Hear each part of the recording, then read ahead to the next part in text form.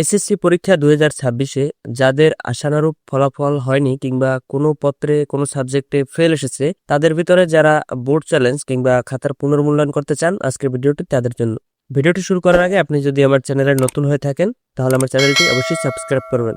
খাতার পুনর্মূল্যায়ন কিংবা board challenge করতে চাইলে সর্বপ্রথম যে কোনো একটি ব্রাউজারে চলে যাবেন, আপনার মোবাইল অথবা কম্পিউটার থেকে গিয়ে এখানে আপনি সার্চ করবেন এডু বোর্ড রেজাল্ট। এটা লিখে যদি আপনি সার্চ করেন, এই যে রেস্ক্রুটিনি নামে একটা লিঙ্ক দেখতে পাচ্ছেন কিংবা ওয়েবসাইট, এটার উপর ক্লিক করলে আপনারা সেই ওয়েবসাইটে চলে যাবেন। আর যদি এই সার্চ করার পর এরকম লিঙ্ক না আসে বা রেস্ক্রুটিনি দেখতে না পান, তবে আপনারা সরাসরি এই লিঙ্কটা টাইপ করে এই লিঙ্কে চলে যেতে পারেন বা সেই ওয়েবসাইটে চলে যেতে পারেন। লিঙ্কটা হচ্ছে rescrutiny.eduboardresults.gov.bd। এটা লিখে যদি এন্টার করেন, তাহলে সরাসরি সেই লিঙ্কে চলে যাবে। এরপর এখান থেকে আপনি কোন বোর্ডের আন্ডারে পরীক্ষা দিয়েছেন সেই বোর্ডটা সিলেক্ট করবেন। এখানে বোর্ডটা অনেক সময় অনেকের থিমের কারণে আবসা আবসা লাগে, আপনারা একটু ভালোভাবে খেয়াল করে দেখবেন আপনার বোর্ডের নামটা কোন বরাবর আছে, সেটাতে ক্লিক করে বোর্ডটা সিলেক্ট করবেন। এরপরে আপনার রোল নাম্বার কিংবা যে আবেদনকারী তার রোল নাম্বারটা এখানে লিখবেন। এরপরে রেজিস্ট্রেশন নম্বরটা এই ঘরে লিখবেন। এরপরে এই ঘর দুটো অটোমেটিক ফিল আপ করা থাকবে, এই দুটো কিছু করতে হবে না। এরপরে জমা দিন বাটনে ক্লিক করবেন। জমা দিন বাটনে ক্লিক করলে আপনার বা যে আবেদনকারী তার একটা মোবাইল নাম্বার এখানে দিতে বলবে। এই দুই ঘরে একই মোবাইল নাম্বার দিবেন, যে মোবাইল নাম্বারে সে SMS পেতে চায় কিংবা যে নাম্বারে নোটিফিকেশন যাবে সেই নাম্বারটা আপনি এখানে বসাবেন। এই দুই ঘরে একই মোবাইল নাম্বার বসিয়ে জমা দিন বাটনে ক্লিক করবেন। এরপরে আপনি কোন বিষয়ের উপরে এই বোর্ড চ্যালেঞ্জ কিংবা খাতা পুনর্মূল্যায়ন করতে চান সেইগুলো এখান থেকে নির্বাচন করবেন কিংবা সিলেক্ট করবেন। যদি বাংলা হয়ে থাকে এই বাংলার সামনে নির্বাচন করুন আছে, যদি ইংলিশ হয়ে থাকে ইংলিশের সামনে নির্বাচন করুন বাটন আছে। যেই সাবজেক্টে আপনি করতে চান সেই সাবজেক্টের সামনে আপনি নির্বাচন করুন বাটনে ক্লিক করবেন। এখানে একটা বা দুইটা করতে পারবেন এমন না, আপনার ইচ্ছা মতো আপনি যে কয়টা খুশি সেই কয়টা করতে পারবেন।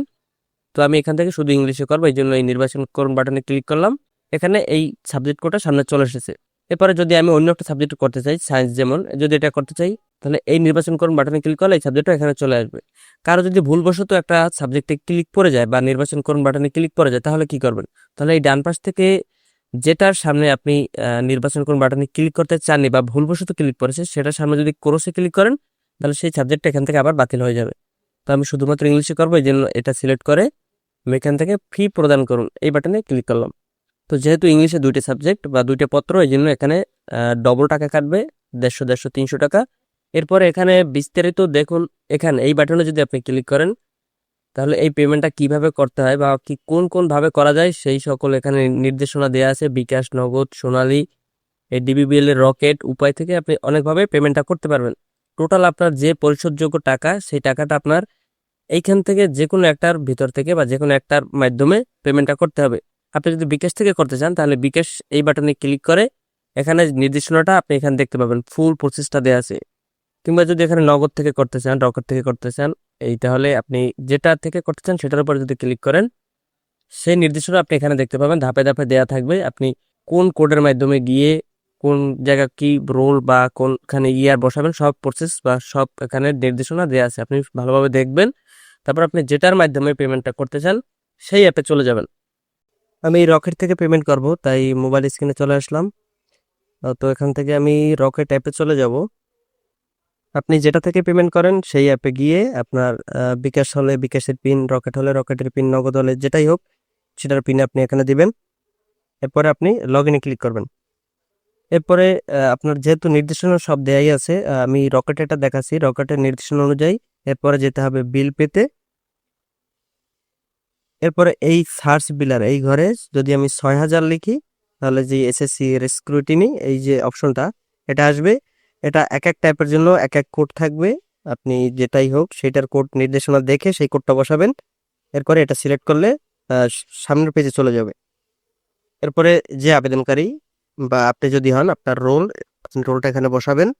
এরপরে কোন বোর্ড থেকে আপনি পরীক্ষা দিয়েছেন সেই বোর্ডটা এখানে সিলেক্ট করবেন। এরপরে কোন সালে পরীক্ষা দিয়েছেন, এই যে সিলেক্ট ইয়ার, এই ইয়ারে ঘরে সেই সালটা, যেহেতু বর্তমান 2026, এই 26 সিলেক্ট করে যদি আপনি আপনার নিজস্ব মোবাইল নাম্বারে রকেট থেকে করেন, মানে হচ্ছে আপনি একটু আগে অনলাইন অ্যাপ্লিকেশনের যে নাম্বারটা দিয়েছেন সেই নাম্বারেই বা সেই সিমেই যদি রকেট বা বিকাশ হয়ে থাকে, তাহলে এখানে সেলফ সিলেক্ট করা থাকলেই হবে, অটোমেটিক নাম্বারটা বসে যাবে। আর যদি দেখেন না রকেট একটা নাম্বারে আর আবেদনের নাম্বার হচ্ছে আর একটা, তখন আপনি আদার সিলেক্ট করে আপনার মোবাইল নাম্বারটা এখানে দিয়ে ভ্যালিডেট এই বাটনে ক্লিক করবেন। এরপরে আপনার অনলাইন আবেদন অনুযায়ী এখানে নাম এবং অ্যামাউন্ট দেখা যাবে। আপনি যদি দেখেন যে সবকিছু ঠিক আছে তাহলে ওকেতে ক্লিক করবেন।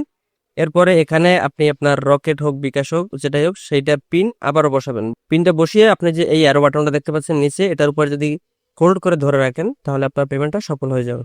তো আজকের ভিডিওটা এই পর্যন্ত। ভিডিওটা যদি আপনার উপকার আসে তাহলে ভিডিওটা অবশ্যই লাইক করবেন এবং কমেন্ট করে জানাবেন বুঝতে কোনো অসুবিধা আছে কিনা। যদি কোনো অসুবিধা থাকে তাহলে আমি কমেন্টে রিপ্লাই দিয়ে বুঝিয়ে দেওয়ার চেষ্টা করব। আর ভিডিওটা শেয়ার করবেন অবশ্যই আপনার বন্ধুদের মাঝে কিংবা পরিচিতদের মাঝে। তো আমি সকলকে ধন্যবাদ দিয়ে ভিডিওটা এখানেই শেষ করছি।